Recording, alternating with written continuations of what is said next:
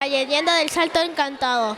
Bueno, un día en el pueblo de Aristóbulo del Valle existía un valle que se llama Cuñapirú. En ese valle existían dos tribus enemigas. Uno de los caciques de esas tribus tenía una hija que se llamaba Yeteí. Y el otro cacique de la otra tribu tenía un hijo que se llama Cabureí. Y me olvidé de decir que Yeteí significa dulce y Cabureí significa pequeño búho. El destino quiso que se conocieran mientras cazaban y se enamoraron profundamente. Cuando las dos tribus se enteraron de esto, se enojaron tanto que prendieron una gran batalla donde murieron muchas personas. Y Yeteí estaba llorando porque su papá había muerto en la guerra. Y cuando Cabureí vio a Yeteí llorando, dejó todas sus armas y le fue a consolar con un fuerte abrazo. Solo que ellos dos murieron. Y cuando Yeteí lloraba, las gotas de ella cuando caían al suelo se convertían en largas tiras de agua. Y ahí murieron. Bueno. Cuando el dios de la tierra, que se llama Tupá, vio eso, tiró muchos truenos y rayos y abrió la tierra. Así que la tierra les tragó a ellos dos. Y ahí con las lágrimas de Yeteí se formó un salto que se llama el salto encantado. Y gracias a ellos dos, en memoria, las dos tribus enemigas nunca se volvieron a pelear. El lobizón o lobizome es una bestia mítica, es un perro muy grande, tiene mucho pelo, su pelo es sucio y su presencia maloliente. Tiene ojos brillantes y fosforescentes, sus dientes son amenazantes y se entrechocan todo el tiempo. Rodea los cementerios y come cadáveres.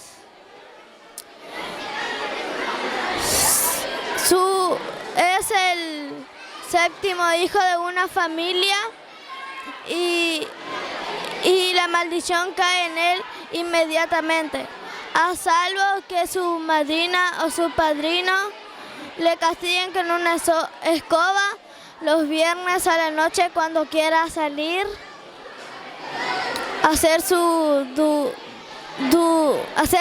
cumplido, es decir, desnudarse. Su transformación es desnudarse, salir a la calle a revolcarse en el piso, en basurales y en excrementos. Corre en 4 patas y camina en 2. El humano es muy pálido, es muy delgado y de mal color de piel. Es muy humilde con las personas, y intrometido. Hoy es viernes, ¿hoy sale el lobizón? Sí, es luna llena. La leyenda de la yerba mate. Dice que un día Yací, la luna, quiso conocer de cerca la tierra y le pidió ayuda a su amiga la nube rosa del atardecer. Juntas, para que la acompañe, juntas bajaron como dos hermosas muchachas. En su paseo pasaron por las hierbas frescas y llegaron a un río cristalina, con el agua cristalina. Se veían reflejadas. Siguiendo su camino, un leopardo los quiso devorar a la nube rosa, pero lo pudieron, vamos a decir, matar. Siguiendo su camino, se encontraron las hierbas, o sea, la yerba mate. Al principio era hierba, pero después, con el paso del tiempo, se le puso yerba mate. Te voy a contar la historia sobre el charro negro. En un pueblo mexicano vivía el charro. Era un hombre muy humilde que soñaba con una vida mejor. Un día conoció a un ser mágico menesteroso que le prometió riqueza. El charro aceptó el trato y se volvió rico. pero de pronto se dio cuenta que la riqueza no traía la felicidad y se sintió solo, ya que las personas solo amaban la fortuna.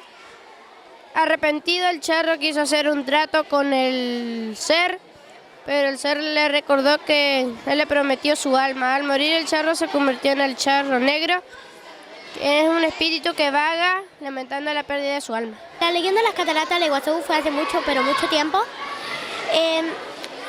Cuenta la leyenda que existió una serpiente llamada Mu-Boy. Era un dios y todos los años sacrificaban una doncella para el dios Boy. Hasta que un día le tocó a una doncella llamada Naipi. Un chico llamado Koroba se enamoró de Naipi apresivamente. La salvó y los dos huyeron en su bote. El dios Boy, furioso, parte el río en dos y los dos caen por las profundas aguas. Según cuentan que los árboles de atrás es Toroba y el agua profunda es Naipi. El dios Boy había hecho una maldición para que nunca se volvieran a juntar los amantes. Pero con el sol profundo y hermoso sale un arco iris y todo el tiempo se juntan los enamorados. La Convención sobre los Derechos del Niño es un tratado internacional fundamental para los niños, niñas y adolescentes. Lo que establece la Convención es que ningún niño es propiedad de nadie y que no son ni siquiera beneficiarios, sino que somos seres humanos con derechos. Nosotros como alumnos tenemos el objetivo, con nuestra tarea de los derechos, trabajar y ayudar a los niños a que no sean maltratados.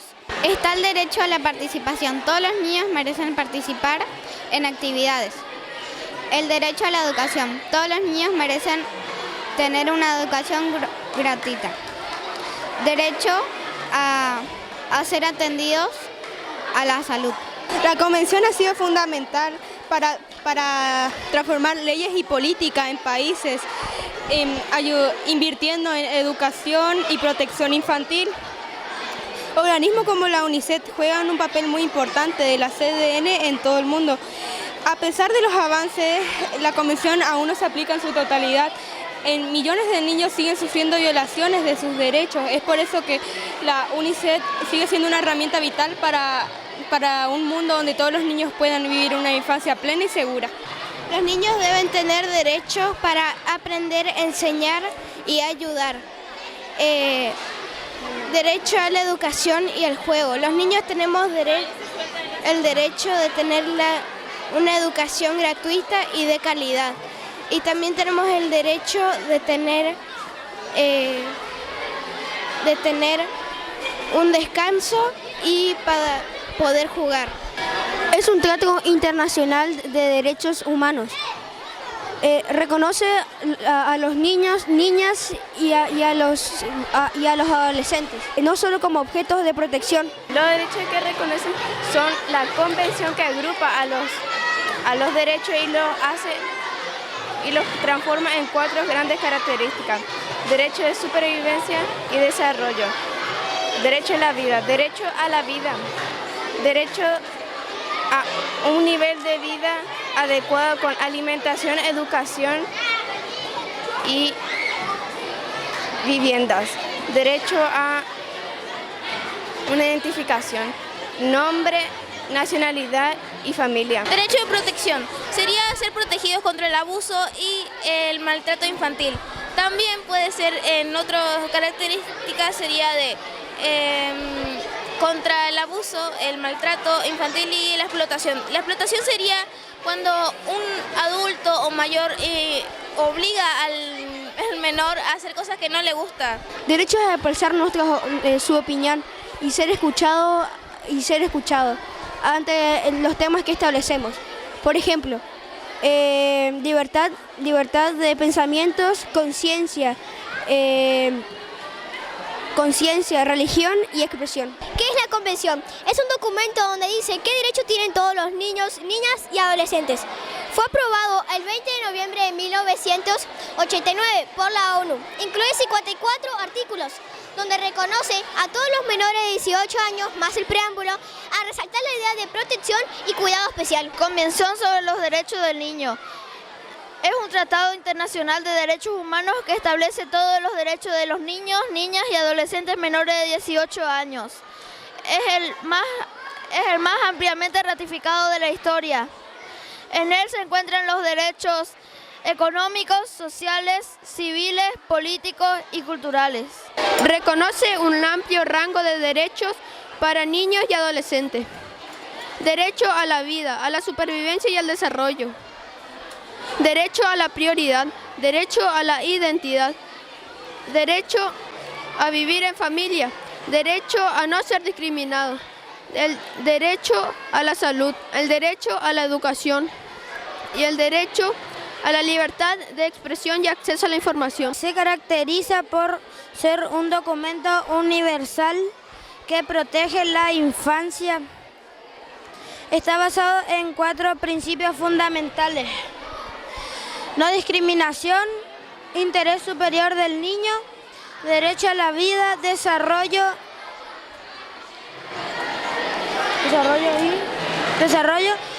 participación infantil. Nosotros los niños tenemos derechos a que nos protejan, ya sea de violencia, abuso, explotación o trabajos peligrosos que nos puedan lastimar. Todos los niños tienen derecho a vivir con sus padres, a menos de que esto no sea lo mejor para su bienestar.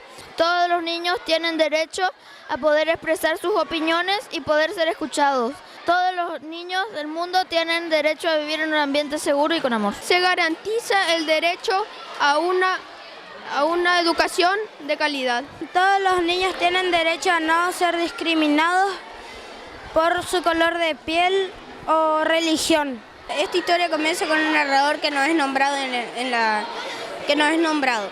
Él se convierte en el amigo de Auguste Dupin, cual se impresiona por sus habilidades de deducción. Ellos viven juntos en una casa que está en París. Ellos se dedican a los libros y estudios intelectuales. Después, un día la ciudad se ve sacudida por un doble asesinato que se cometió en la calle Morgue por Madame Spanayer y su hija Camille. La madre, Madame Spanayer, la encontraron tirada degollada su cabeza en el patio trasero y a su hija sin vida dentro de una chimenea que estaba dentro de su habitación. Lo que hacía que el caso tenga más misterio. Luego, Dupin decidió tomar el caso por su cuenta y pudo resolver el caso, utilizando sus habilidades de deducción y análisis. Él examinó las pistas y a sus testigos. Varias personas habían afirmado haber escuchado a gente discutiendo en el departamento, pero no sabían qué idioma era, si era francés, italiano, español o inglés.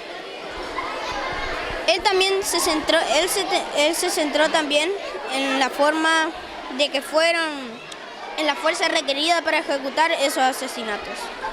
También, después de eso, él dedució que era un animal el que había cometido esos crímenes. También añadiendo que por eso no se entendía qué idioma era, y se dio cuenta que demostró que era un animal porque él encontró mechones de pelos que eran de un orangután. Después de eso, él se preguntó cómo el orangután entró y salió del edificio y mató a las mujeres. Él descubrió el caso de eso, porque el orangután había trepado por un edificio que estaba por un edificio y arriba del edificio estaba la ventana abierta, que daba a un tejado de una vecina. Dándose cuenta que él saltó el tejado de la vecina, se balanceó. Después de eso, él llegó, abrió la ventana con su fuerza inhumana y mató a las dos mujeres. Pero, ¿cómo mató a las dos mujeres? Él, queriendo imitar a su dueño, que era un marinero, mató a las dos mujeres con una navaja, queriendo imitar a su dueño, que era el marinero, porque él veía que el marinero se afeitaba la barba y quiso afeitarle la barba a las mujeres. Y como no pudo, forcejearon y ese fue el forcejeo mortal. Después Dupin, que era el protagonista, mandó un anuncio y dijo de quién es el orangután que había cometido los crímenes. Y el marinero se presentó y dijo, ese es mi orangután. Leerfi significa que las personas que nos visitan puedan agarrar un papelito y escribir cuento o historia que le guste, que nos pueda recomendar para cuando sea de vuelta a la Feria de Ciencias podamos hacer el cuento que nos toque. Raúl es un empresario de Misiones que vivía en la ciudad con su esposa Sara, Amada, pero tiempo después de su casamiento falleció, que tenía una mansión lejos con cosas religiosas y muchas cosas caras. Los años pasaron y Raúl cumplía sus 72 años. Se volvió tan amargado y gruñón que no quería ver tanta gente cerca de su casa, que tan solo tenía 2 empleados y la mucama María Sánchez y el mayordomo que se llamaba José Hernández. Así con los años y la falta de mantenimiento todo quedó como una mansión abandonada. Bueno, lo que nos faltó contarles es que el mayordomo no era de fiar mucho, siempre miró la mansión como si fuera suya. Hasta que llegó el día y dejó que su ambición lo ganara y quiso engañar al viejo. Un empresario haciendo firmas, un anciano haciendo escrituras de la propiedad, pero muy astuto el anciano no dejó que lo engañaran y decidió echarlo y forzarlo a hacer la firma para echarlo, con fecha, día, fecha y hora. Minutos después, José Hernández, furioso, golpea a Raúl Cruz en su cabeza con un florero, dejándolo muerto en el suelo. Al escuchar el ruido de las llaves de María, su otra empleada, sale corriendo y se tropieza con un gran mueble, perdiendo así su reloj. Logra escapar José Hernández y María llega a la habitación, toca 2 veces la puerta y nadie contesta. A la tercera vez entra sin avisar y ve la escena del crimen a don Raúl en el suelo, tirado muerto. María, de tan asustada que estaba, sale corriendo y llama a la policía. Primero un saludo de toda mi yaya, a mi mamá y a mi tía Sonia. Después que la empleada llamó a la policía vino con el detective Juan Rodríguez. Después el detective descubrió una pista que es el reloj del mayordomo y una inscripción de 10 minutos antes de que ellos llegaran, y el detective confirmó que era 10 minutos antes de que ellos llegaran. Tras una intensa búsqueda por todo el terreno de don Raúl, le encontraron al mayordomo al lado de la piscina, escondido entre las malezas. Cuentos policiales, ¿qué son? Son relatos que plantean un enigma difícil de explicar, de algo que sucede de manera rara, como muerte, desaparición de alguien o algo. Nosotras vamos a contarles sobre la gallina gollada. Se trata de una pareja llamada Massini y Ferraz, que quieren tener unos hijos. El primer hijo sale medio enfermito, o sea, se babiaba todo. Cuando tuvieron el otro hijo también le siguió. Los gemelos no quedaron atrás, también quedaron medio enfermos. Bueno, los padres querían tener un hijo sano o una hija y se culpaban de ello diciendo que los demás hijos eran de él. ¿De qué? Dice. Entonces un día nació su hija Bertita, que ella sí nació sana, y sus papás se encariñaron por ella y los demás de sus hermanos se quedaron de un lado y le cuidaba a la sirvienta. Un día de noche mandaron a la sirvienta a matar una gallina. Luego de la sirvienta matar a la gallina, quedó muy asustada al ver a los 4 chicos enfermos detrás de ella. Después del almuerzo, los padres fueron a visitar a sus vecinos, dejando a la nenita sola con sus hermanos. Luego treparon el muro. Ella trepó el muro, escalando. Los hermanos, mientras la miraban, la agarraron de la pierna. La Juanita empezó a gritar y los niños la agarraron de la garganta para que no grite. La llevaron a la cocina, donde la degollaron como la gallina. Bueno, los padres escucharon un grito y el padre fue a la cocina y vio lo que había pasado y directamente le dijo a la madre que no entrara. Este cuento de Horacio Quiroga se puede encontrar en el libro de cuentos de amor, locuras y muertes. Estamos exponiendo sobre cómo se leen los números más grandes de 1.000.000. Para eso utilizamos los puntos, que se va de atrás para adelante, que es 1.000, millones, 1.000, billones, 1.000, trillones, 1.000, cuatrillones, 1.000, quintillones, 1.000, sexillones y así sucesivamente, porque los números son infinitos. Como estos números son tan grandes, no solemos utilizarlos acá en la Tierra, así que lo usamos más en la astronomía. Acá en la Tierra trabajamos con kilómetros, pero en la astronomía trabajamos con la velocidad de la luz. Que la velocidad de la luz es, en un segundo, usando la regla, este sería 1.000. En un segundo, 300.000 kilómetros. En un minuto, 1.000 millones. En un minuto, 18 millones. En una hora sería 1.000 millones, 1.000, o sea, 1.080 millones. En un día son 1.000 millones, 1.000, o sea, 25.920 millones de kilómetros. En un mes, 777.600 millones. Y en un año, que es el más usado porque usamos los años luz, son 9.331.200 millones. Como estas medidas ocupamos astronómicamente, o podemos ocupar para medir las estrellas, como por aquí. Acá medimos como el Alpha Centauri, que medimos 4,37 años luz, que lo multiplicamos con los años luz que dijo mi amiga. Ahí, al sacar ese resultado, nos da la cantidad de kilómetros que es en esta estrella, el Alpha Centauri. Para eso ocupamos la regla 1.000, millón, 1.000, billón. Entonces sería 41.343.570 millones de kilómetros.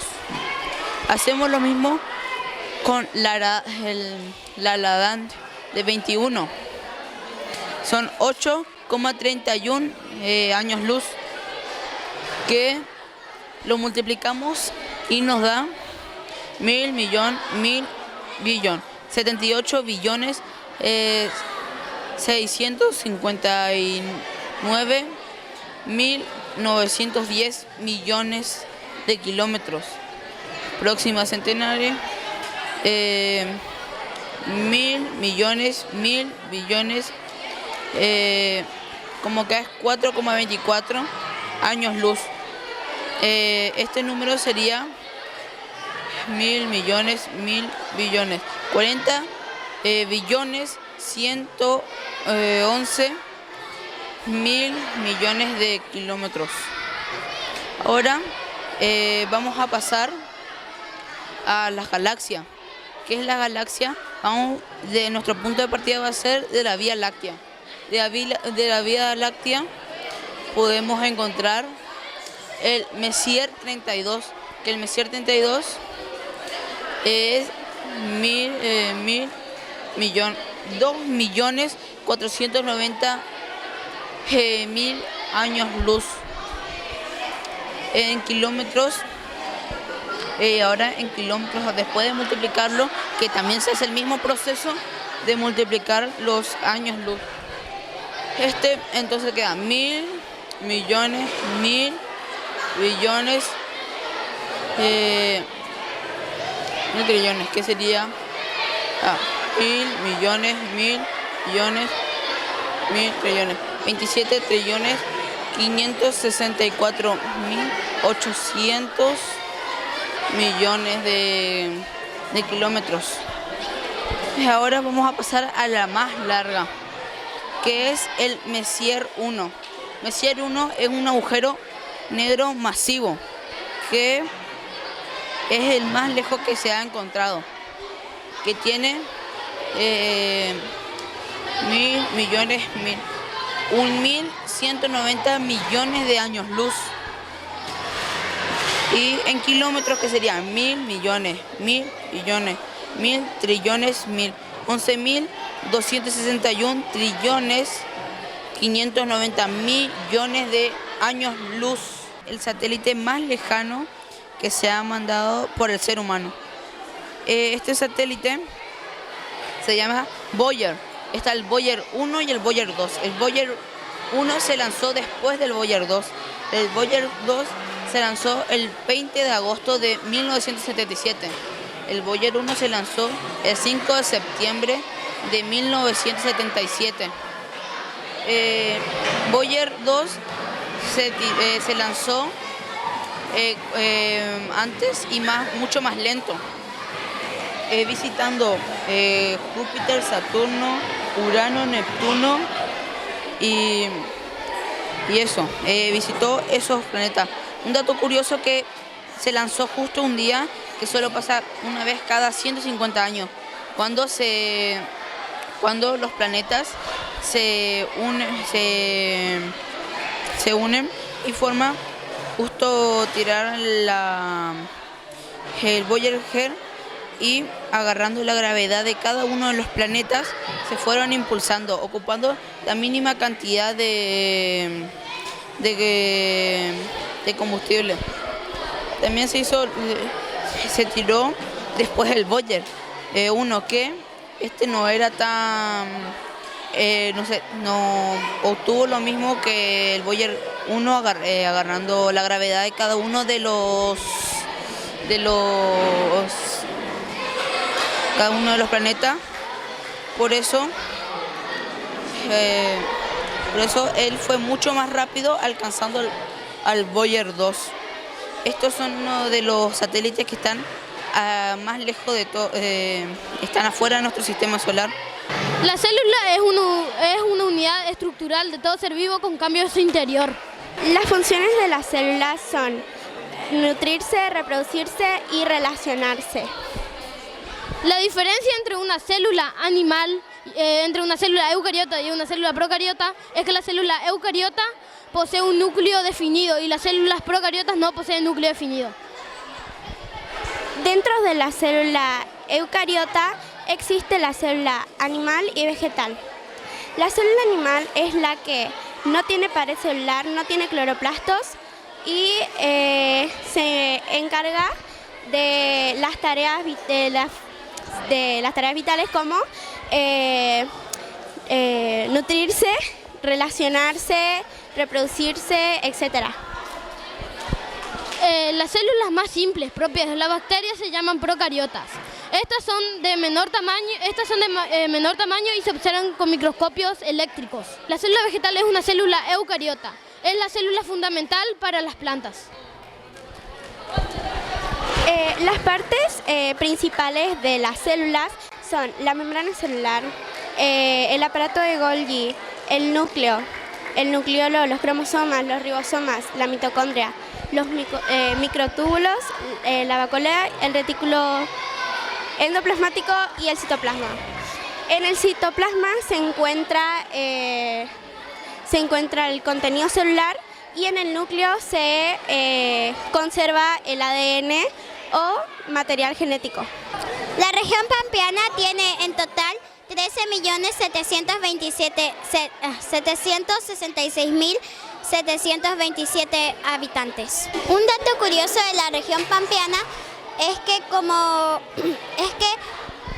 se llama región pampeana, la base sería La Pampa. Pero hay un dato curioso es que la mitad de La Pampa está en la región pampeana y la otra mitad en la región patagónica. Bueno, los cultivos. Lo que más se cultiva en la región pampeana sería trigos, cultivos de soja y girasol. ¿Cómo se llama? Las provincias que están dentro de la región pampeana sería Buenos Aires, que es la cabecera, Santa Fe, Córdoba y La Pampa con relieves montañosos. Las provincias que cuenta la región pampeana. Primero está Buenos Aires y su ciudad autónoma, después está Entre Ríos, Santa Fe, Corrientes y La Pampa. La mitad de La Pampa para arriba, porque la otra mitad de La Pampa para abajo cuenta con la región patagónica. La región pampeana es una región de llanuras fértiles, ideal para la agricultura. Presenta un relieve plano con suaves ondulaciones. Su mayor altura es de 1.239 metros y se encuentra en el Cerro Tres Picos. Los principales ríos son el Uruguay, el Paraná y varios afluentes menores. El clima es templado húmedo hacia el este y más seco hacia el oeste. La región pampeana está situada en el norte de Argentina y las provincias que están en la región pampeana son Santa Fe, Buenos Aires, Córdoba, Entre Ríos y La Pampa. El bioma natural de la región pampeana tiene pradera, estepa y pastizal. La región de Cuyo es una región geográfica que está ubicada en el centro del oeste y está compuesta por las provincias de Mendoza, San Luis y San Juan.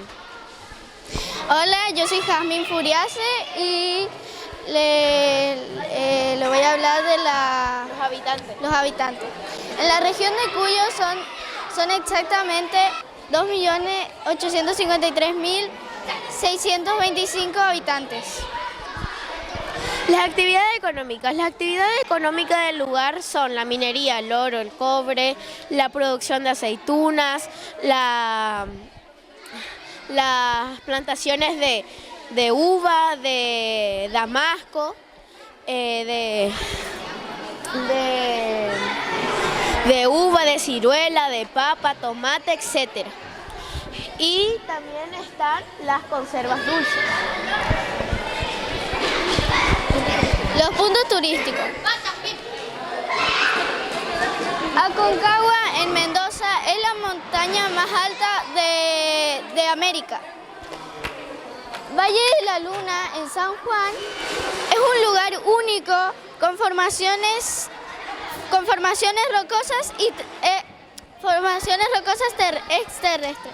Sierra de las Quijadas en San Luis es un parque nacional con formaciones rocosas y fósiles. La región de Cuyo es una región geográfica, histórica, cultural ubicada en el oeste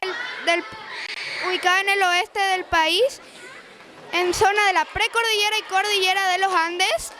También están sus bellos paisajes y su importante historia de la Argentina. Y las provincias que componen la región de Cuyo son Mendoza, San Juan, San Luis y pequeña parte de La Rioja. La agricultura de la región de Cuyo son las hortalizas y los olivos. Los puntos turísticos es el Aconcagua, que es la montaña más alta de Sudamérica con 6.962 metros de altura. También su actividad turística principal es la producción de vino, que en Mendoza se exportan más vinos de la marca Malbec. Y el clima es árido o puede ser semiárido, que significa que el clima árido de día puede hacer calor y de noche puede hacer mucho frío. La Pampa tiene 6 provincias: Neuquén, Río Negro, Chubut, Santa Cruz, La Pampa y Tierra del Fuego. La la tradición es el folclore y la comida típica es la empanada. El clima de allá es frío y seco. La Patagonia se caracteriza por un clima frío y seco, con temperaturas que disminuyen de norte a sur. La Patagonia tiene una población de 2.037.545. La Patagonia ofrece una amplia gama de actividades como, actividades aventureras como deportes acuáticos hasta turismo culturales. La extracción de petróleo es una de las principales actividades económicas y es un lugar muy millonario porque se extrae petróleo que también dicen que el petróleo viene del gas, pero también puede ser de los huesos fosilizados también puede ser. Puede ver la visión de las cordilleras de los Andes y puede ver la visión del lago Nahuel Yupi. Como pueden ver el puma, es uno de los felinos más grandes de la Patagonia. Puede ver una ballena franca austral y pueden ver cómo pueden ver las cordilleras de los Andes que está acá, pero también comparte con Chile. La región noroeste argentina son las provincias como por ejemplo Jujuy, Salta, Tucumán, Catamarca, La Rioja y Santiago del Estero. El noroeste argentino se caracteriza por una gran diversidad de relieves, desde altas montañas hasta llanuras y desiertos. Como por ejemplo, esta región incluye la cordillera oriental, la Puna y el sector norte de las sierras pampeanas. Es una superficie de aproximadamente 560.000 kilómetros cuadrados. Se ubica hacia el noroeste de Argentina. Tiene casi 5 millones de habitantes. Todas las regiones están en grupos. Hay dos tipos de clima. El clima frío y seco y cálido y húmedo. El clima cálido y húmedo es en las zonas bajas y por ejemplo como valles, y es un sector que predomina la vegetación. El clima frío y seco está en las montañas altas tipo la cordillera de los Andes y predomina la nieve y las rocas. Yungas. Yungas significa bosques, los montes en esa región. Ahí en la flora podemos encontrar distintos tipos de animales como el yaguareté, el puma, el gato montés, el monacaí, corzuela común, tipos de aves. Podemos encontrar guacamayo, paloma nuca blanca, etc.